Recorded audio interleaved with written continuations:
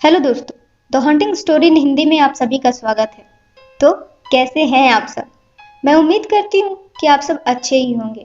दोस्तों, मेरे चैनल को आपके सपोर्ट और आपके प्यार की बहुत ज़रूरत है, तो आप मेरा चैनल सब्सक्राइब कीजिए और बेल आइकन दबाना बिल्कुल भी ना भूलें, ताकि मेरे हर स्टोरी की नोटिफिकेशन आपको मिलती रहे। अब आते हैं अपनी स्टोरी पर। दोस्तों, आज की स्टोरी मेरी पिछली स्टोरी जिनसे सौदा का सेकंड पार्ट है। अगर आपने इस स्टोरी का फर्स्ट पार्ट अभी तक नहीं सुना है तो आप सबसे मेरी रिक्वेस्ट है कि पहले आप फर्स्ट पार्ट सुन लीजिए, जिसका लिंक डिस्क्रिप्शन में है।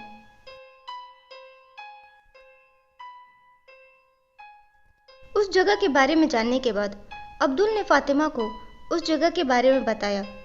फातिमा भी वहां जाने के लिए राजी हो गई, क्योंकि फातिमा भी डॉक्टर्स और दरगाहों के चक्कर काट काट कर थक गई थी। अब फातिमा भी यही चाहती थी कि वो किसी तरह एक बेटे की मां बन जाए, ताकि उसको अब्दुल और समाज के कड़वे तानों से छुटकारा मिल जाए। क्योंकि जब से फातिमा की बेटियों का जन्म हुआ था, लोगों ने अपने कड़वे तानों से फातिमा का जीना हराम कर दिया था। इसलिए अब फातिमा भी वो सब कुछ करती थी जो अब्दुल उसे करने को कहता था। ना चाहते हुए भी फातिमा डॉक्टर के पास जाती और वो सब कुछ करती जो डॉक्टर उसे करने की सलाह देते। साथ ही साथ फातिमा हर उस दरगाह पर जाती, मुरादें मांगती, चादर चढ़ाती जहां अब्दुल उसे अपने साथ ले जाता। इसीलिए फातिमा ने उस जगह पे जाने के लिए भी हामी भर दी थी जहां जिनों का बसेरा था। दोनों अगली सुबह ही उस जगह के लिए रवाना हो गए। जब अब्दुल और फातिमा दोनों वहां पहुंचे तो ये देखकर हक्का बक्का रह गए कि उस जगह पर लाखों चिट्ठियां पड़ी हुई थी। जब अब्दुल ने इन चिट्ठियों के बारे में सबसे पूछा तो सबने यही बताया कि ये लोगों की मुरादें हैं जो यहाँ पर बसे जिन पूरी करते हैं। ये सुनकर अब्दुल की उम्मीदें और बढ़ गई। फिर अब्दुल और फातिमा ने भी चिट्ठी लिखकर अपनी मुराद मांगी। फिर दोनों वहां से वापस अपने घर आ गए। अब्दुल को हमेशा की तरह इस बात का यकीन था कि इस बार तो पक्का उसको बेटा ही होगा, मगर फातिमा अंदर ही अंदर बस यही सोच रही थी कि हर बार की तरह इस बार भी अगर कुछ नहीं हुआ तो क्या होगा। अगर हर बार की तरह बेटा नहीं बेटी हुई तो अब्दुल अब क्या करेगा। खैर, कुछ समय बाद ही फातिमा फिर से गर्भवती हुई। ये जानकर अब्दुल बहुत खुश था। उसे लग रहा था कि अब तो उसे पक्का बेटा ही होगा। उसे इतना यकीन था कि इस बार वो किसी भी डॉक्टर के पास नहीं गया और वो बड़े यकीन से फातिमा को भी यही कहता कि तुम घबराओ मत, इस बार तो हमें बेटा ही होगा। मगर फातिमा ये बात सुनकर कोई जवाब नहीं देती। वो चुपचाप सुनती रहती और मन ही मन बस यही दुआ करती कि इस बार अब्दुल की मुराद पूरी हो जाए। अगर इस बार ऐसा नहीं हुआ तो पता नहीं अब्दुल क्या करेगा और अब बेटे की चाह में अब्दुल किस हद तक जाएगा। धीरे धीरे समय बीतता गया और अब फातिमा के बच्चे के जन्म का समय आ गया था। फातिमा को बहुत डर लग रहा था। वो बस इसी बात से घबरा रही थी कि कहीं इस बार भी हर बार की तरह बेटी हुई और बेटा नहीं हुआ तो पता नहीं अब्दुल क्या करेगा। मगर ऐसा नहीं हुआ। जिनसे मांगी हुई मुराद पूरी हुई और इस बार फातिमा ने एक बेटे को जन्म दिया। अब्दुल और फातिमा दोनों ही बहुत खुश थे। एक तरफ जहां अब्दुल अपने बेटे के जन्म से खुश था, वहीं दूसरी तरफ फातिमा इस बात से खुश थी कि उसे सारी परेशानियों से अब मुक्ति मिल गई। बेटे के जन्म के बाद सब कुछ बहुत अच्छा चल रहा था कि एक रात अब्दुल के सपने में एक जिन आया।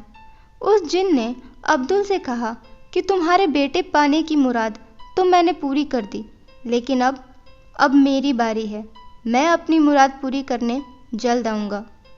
अब्दुल ने इस बात पर ज़्यादा गौर नहीं किया और वो अपने काम में व्यस्त हो गया।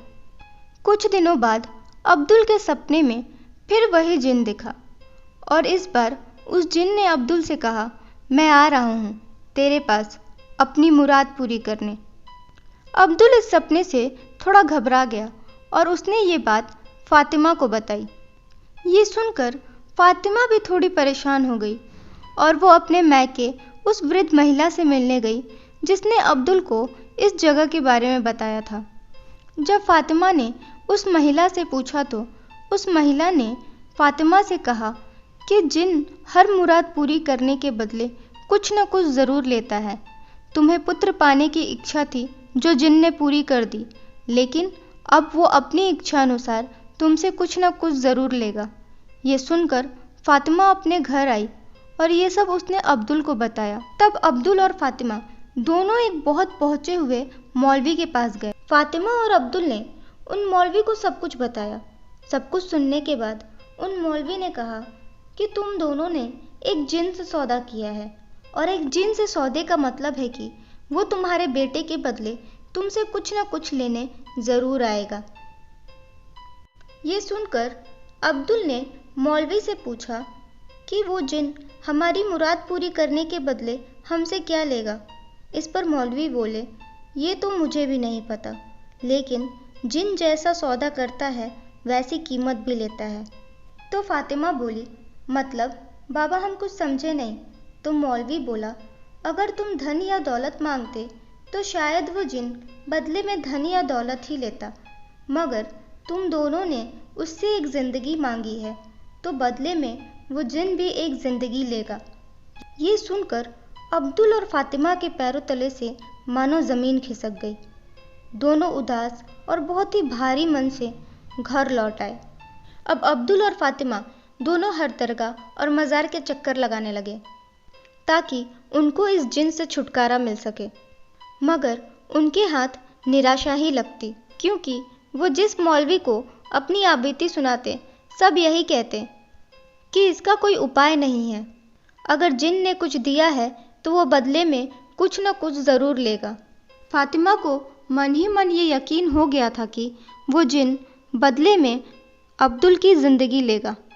अब धीरे धीरे अब्दुल की तबीयत खराब होने लगी थी। अब्दुल इतना कमज़ोर हो गया था कि अब वो बिस्तर से भी उठकर खड़ा नहीं हो पाता था। अब फातिमा को ये यकीन हो गया था कि अब्दुल अब नहीं बचेगा। फातिमा इस बात से इतनी घबरा गई थी कि वो मौलवी के पास गई।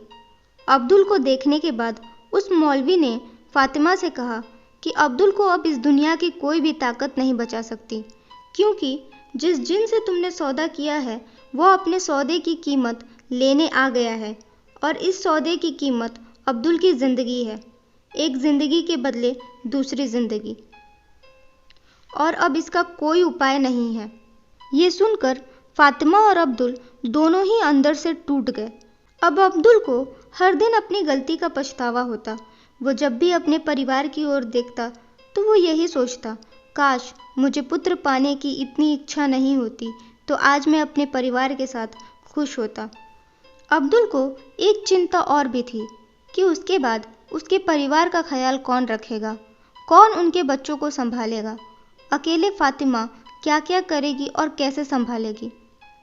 यही सोच सोचकर अब्दुल और परेशान हो रहा था, क्योंकि अब्दुल को बहुत अच्छे से पता था कि वो चंद दिनों का ही मेहमान है।